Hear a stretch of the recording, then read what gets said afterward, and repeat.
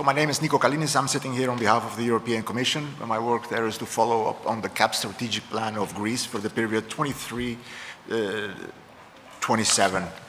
In this particular presentation, I will talk about the general framework, the legal general framework of the CAP strategic regulation and the plans which are related to climate change, and a bit extended also to we have particular points on climate change, but also on soil and water.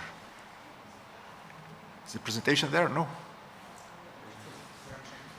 Checking? Okay, no problem.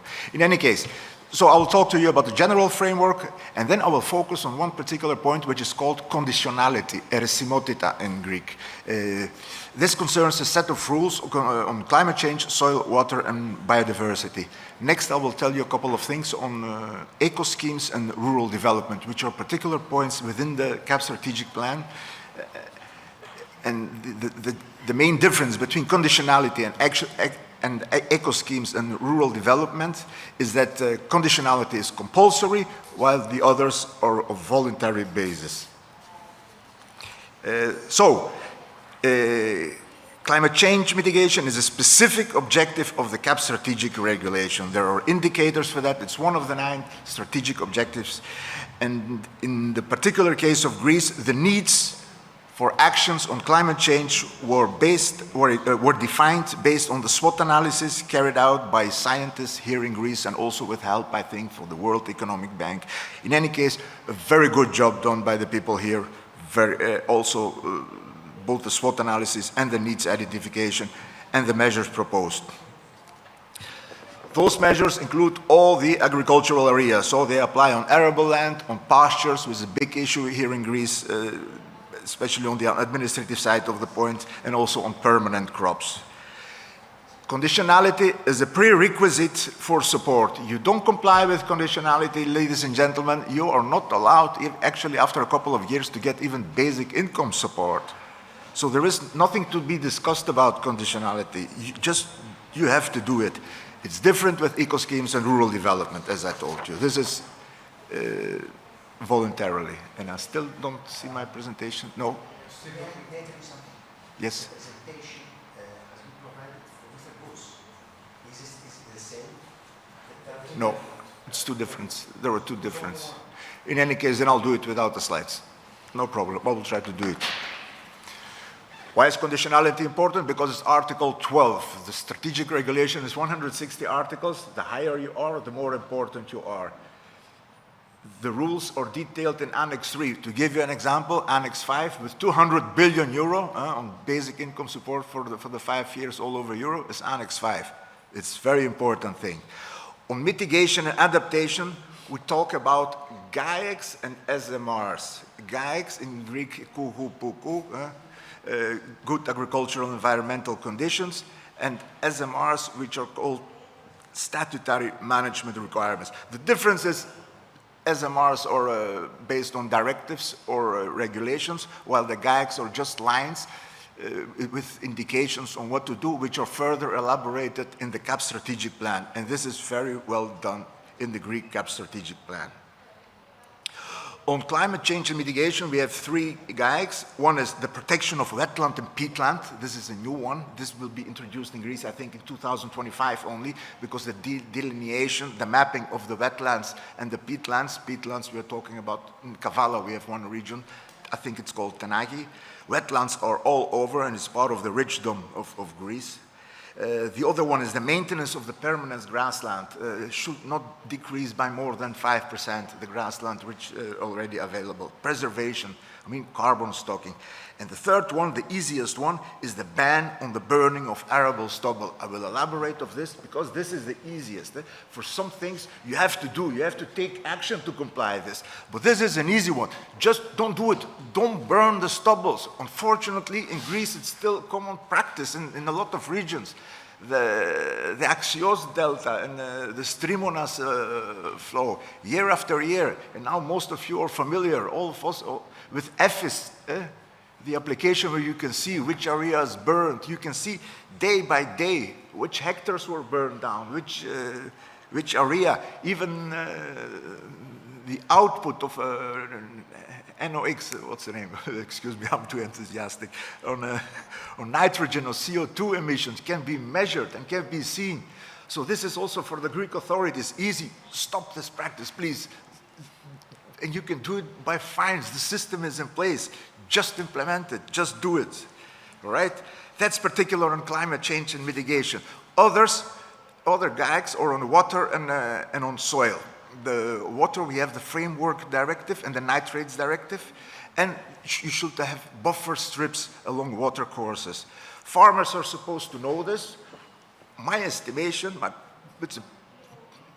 my own opinion is that farmers in Greece are not always aware of this. Why? Because it is technical matter, it is difficult matter, especially for soil. In soil, the gags concern soil cover, concern crop rotation, and tillage management. With all due respect, I think those gags by a farmer can only be implemented if he has access to serious advice. Without advisory services, thank you, Madam Ambassador, for shaking your head positively. Without advisors, it's almost impossible to implement. Now, the good news, for the first time in Greece, we have a system of advisors. I think it's going to be implemented already in the next month. The calls were published, the advisors were appointed, and after 20 years of pressure, and there's some people are here who have worked on this system here, and they're laughing, and I'm proud of them. I'm proud of the work that they have done. So we are almost getting there, and that will be very helpful, both for nature, but also for the own productivity, because nature, those measures, the gags, they go together with productivity. You cannot have productivity if you don't have soil, if you don't manage your water in a decent way, because water is a scarce resource for which you pay money. The less water you use, the more money you have, because there is two options. Either you increase your income, either you decrease your output, your costs. All right. Now, then the other set of rules is on biodiversity. There we have habitat and birds directives. Farmers have to comply, not with the whole thing, of course. Actually, they have to comply with the action plans linked to the habitat directive and the birds directive. Minor issue, big issue, whatever you call it, is the lack of action plans for most Natura 2000 area in Greece. For the moment, I think there is 3 in the CAP strategic plan. There is a promise to start publishing other action plans for Natura 2000. I haven't seen any. Maybe you can update me if any others were published. We will be here until tomorrow, 3 p.m., together with my head of unit, Mr. Bush. Other measures for biodiversity is the retention of landscape features. I'm just giving a couple of examples. What is retention? That's, rows of trees or hedges, those landscape elements, those are protected by this gag, which means farmers can get basic income support also for that area. Even more, we should maintain those issues. This is the beauty of the rural area.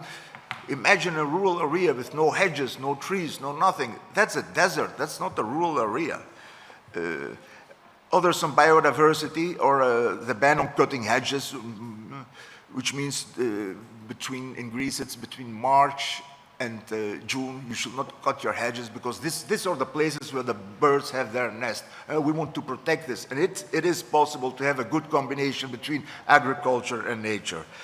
The last 2 slides that I had, which unfortunately were missed, are on eco schemes and on rural development program. Now, what is?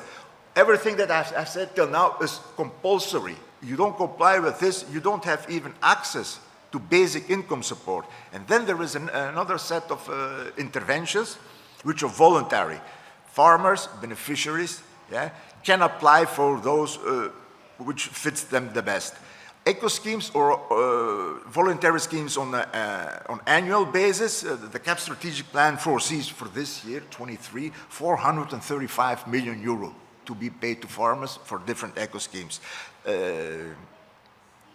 Now, they include, for example, support for a circular economy, the introduction of more resistant crops, digitalization, pasture management, this kind of interventions. There are two which, in my opinion, I'm hopeful that they will work. One is on digitalization. A lot of farmers have applied for this eco scheme, which means they're managing their fields via their iPhone, via a specific app, their inputs, their outputs. That's very promising. Another one is on the circular economy, which means, and I was a couple of months ago in the north of Greece, and I talked to a farmer. I tried to find out if they know what's going on eco schemes, and the guy told me, yes, from this year on, we will get money from the government because we will not burn our prunings, the prunings of the peaches region, area there.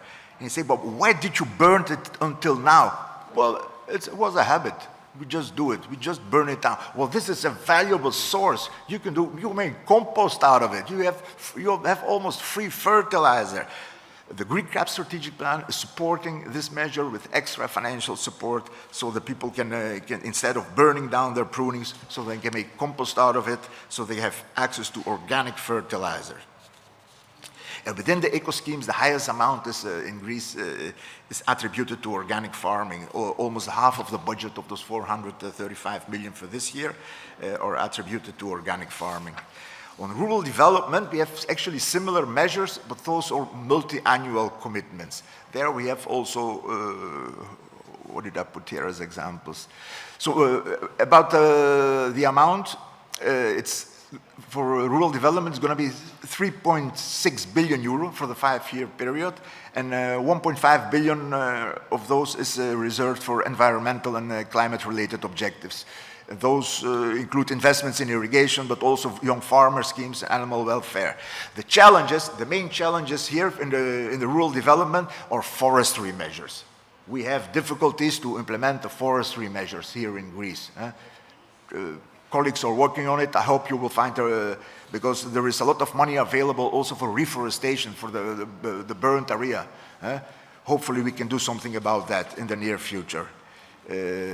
That's it from my side, exactly. Thank you. If you have questions, thank you. Thank you very much. Thank you very much. And Mr. Lebovic, thank you.